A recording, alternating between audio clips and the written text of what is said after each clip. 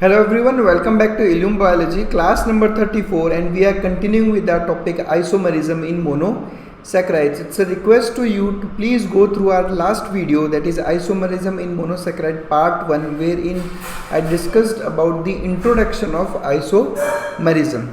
And in that video I discussed about enantiomers, the introduction of enantiomers, and in this video I am going to discuss about enantiomers in details.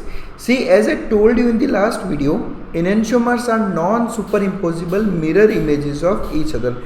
Now first of all, what are non-superimposable mirror images? See, these two hands, now they both are mirror images to each other.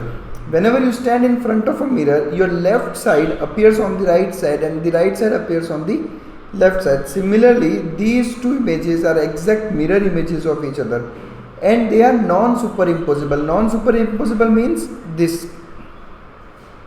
These are mirror images, but they can't be superimposed, because in this case the thumb is on this side and in this case the thumb is on this side. So they are not superimposable. Enantiomers are like this only. They are non-superimposable mirror images of each other.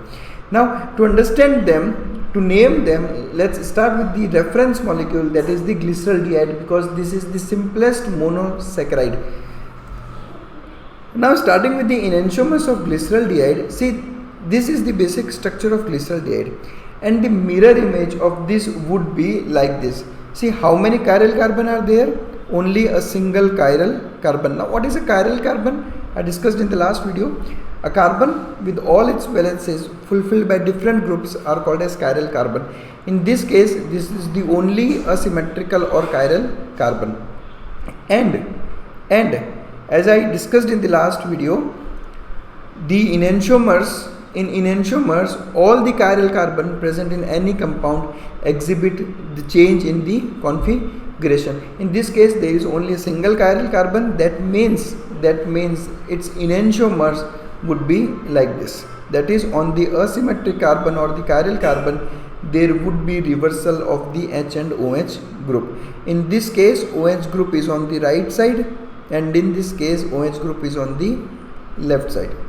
Now remember, these are the two basic enantiomers of glyceraldehyde. Now how to name them?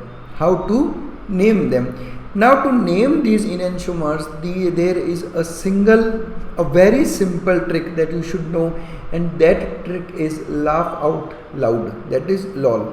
Now what does LOL, and how would LOL help you to remember the names of enantiomers? Now in LOL, the L means left side, O means OH group, and L means L form.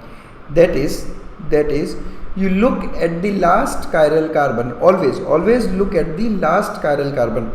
In this case, that is in glyceraldehyde, there is only a single chiral carbon, but in the tetroses, pentoses, hexoses, there are multiple chiral carbons. So you have to look at the last chiral carbon, or the chiral carbon at the most bottom position.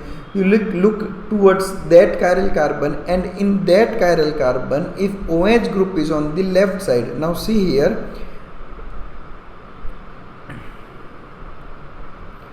OH group is on the left side on the last chiral carbon. So I would name it as L-glyceraldehyde, that is L form of glyceraldehyde. And if OH group is on the right side, I will name it as D-glyceraldehyde. This is a very simple trick to remember the difference between L and D-glyceraldehyde. How would you remember this? By just simply laughing, that is LOL. If OH group is on the left side, you would call it as the L form of enantiomer. So this is the L-glyceraldehyde. But be careful, this D, that is capital D and capital L, these are having no relation with D, L and S isomerism. This is a very different kind of system, a very different kind of isomerism known as optical isomerism, which with small d representing dextrorotatory and small l representing levorotatory. But these two are entirely different and have got no relation with each other. Whenever you write capital D and capital L, it would represent only enantiomers and not will show any optical activity of that compound. So remember this. I'll be having a detailed discussion on optical isomerism also. You can watch out that video. Now moving ahead, let's discuss about the enantiomers of aldotetrose. Now what is aldotetrose? Aldotetrose is a tetrose is a monosaccharide with 4 carbon, and if that monosaccharide has got an aldehyde group, it is an aldotetrose.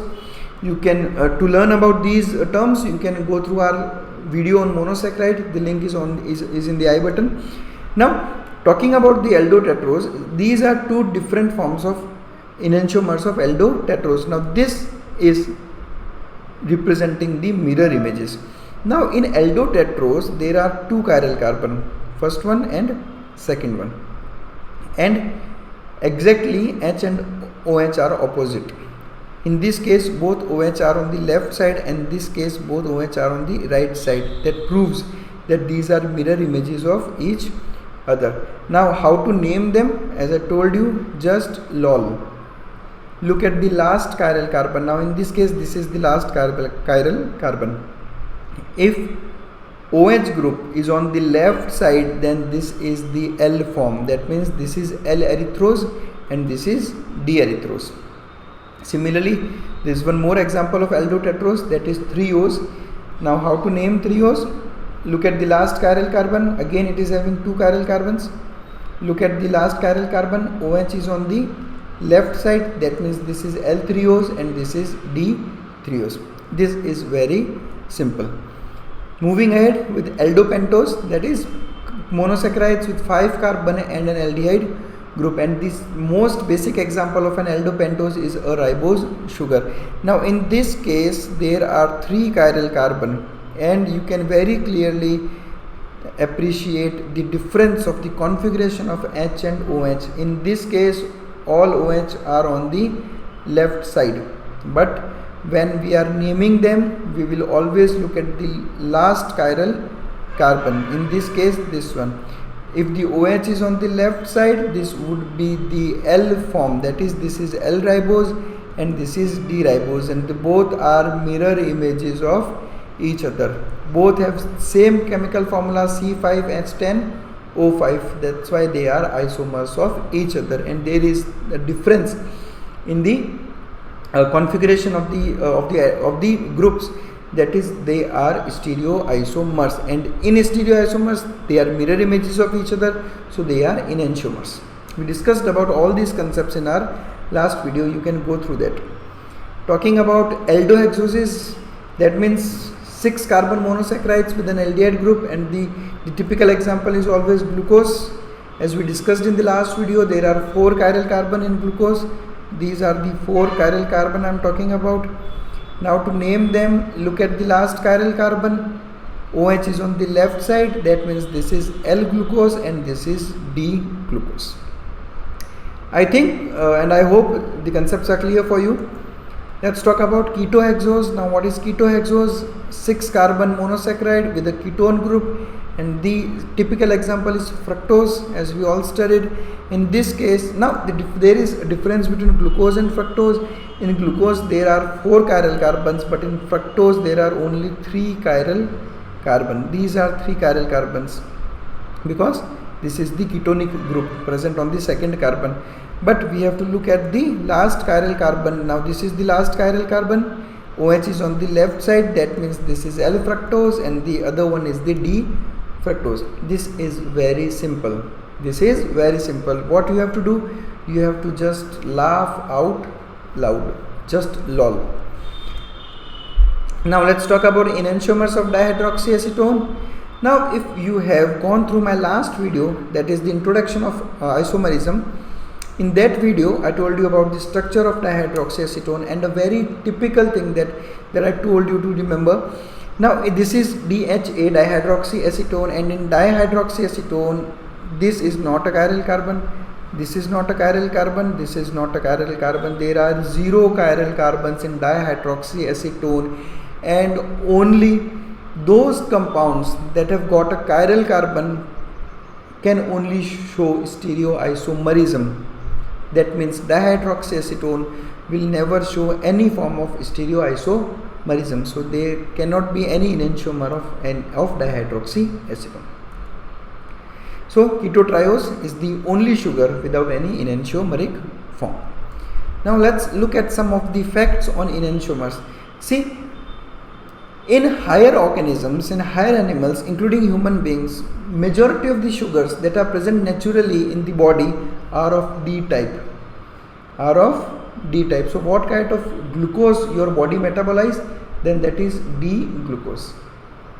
Every sugar present in our body are mostly belong to this D enantiomeric form, and when these are the natural forms present, your all metabolic activities, your all enzymatic activities recognize or metabolize only D series of monosaccharides.